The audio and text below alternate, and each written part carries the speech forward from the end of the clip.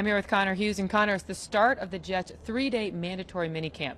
Two guys are not here, both unexcused. Let's start with the defensive guy, Haason Reddick. Yeah, a little bit of a surprise, I think, for the Jets that they're not here. Robert Saleh said last week he expected him to be in attendance for mandatory minicamp. He is not, because Reddick wants a new contract. He's paid $15 million annually. He's somebody who has the 4th most sacks in the NFL since 2020, and he wants to be paid like the guys like Nick Bosa, like Brian Burns, like Josh Allen, which is a contract near 28, 29, 30 million per year. Now, what's interesting about this current situation is that when the Jets traded for Haason Reddick, they made it very clear to him that they were not going to redo his contract before the year. He was going to play out on this deal, and then they were going to reassess where things were after the season. If Reddick played as the Jets expected him to, he was going to get that mega money extension either from the Jets, which the Jets were hoping for, or elsewhere. But aside from what they were going to do before the year, it was just going to be minor adjustments. Think about what the Giants did with Darius Slayton, where they added some additional incentives into his contract to make some more money. That's all they were willing to do with Reddick, and he was on board with that, so much so that I talked to multiple sources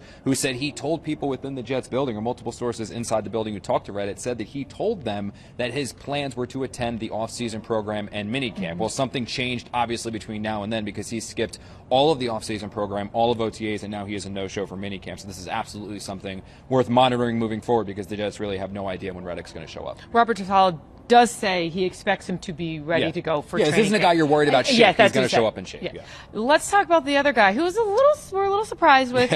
Number 8, Aaron Rodgers. He's not here with an unexcused absence. Yeah, and it's going to create hysteria because he's Aaron Rodgers and everything he does is very polarizing, and people want to hate on him for a number of reasons, and this is a reason provided to potentially hate him. And I don't think Robert Saleh did him too many favors by saying it was unexcused, but I think it is important to remember that for all of the voluntary workouts that have been here, the practices that Aaron Rodgers did not have to attend, the practices that Aaron Rodgers did not attend when he was quarterback of the Green Bay Packers, he has been here. And I've talked to a number of players who have all stressed how much stability he's provided to the offense, the leadership. He's obviously looked tremendous, Jeane, when he's been on the field. We've seen that ourselves with the media open workouts. So he's not here right now. He's not expected to be here for the rest of minicamp, but he will be here for the start of training camp, and it's probably ultimately going to be much ado about nothing.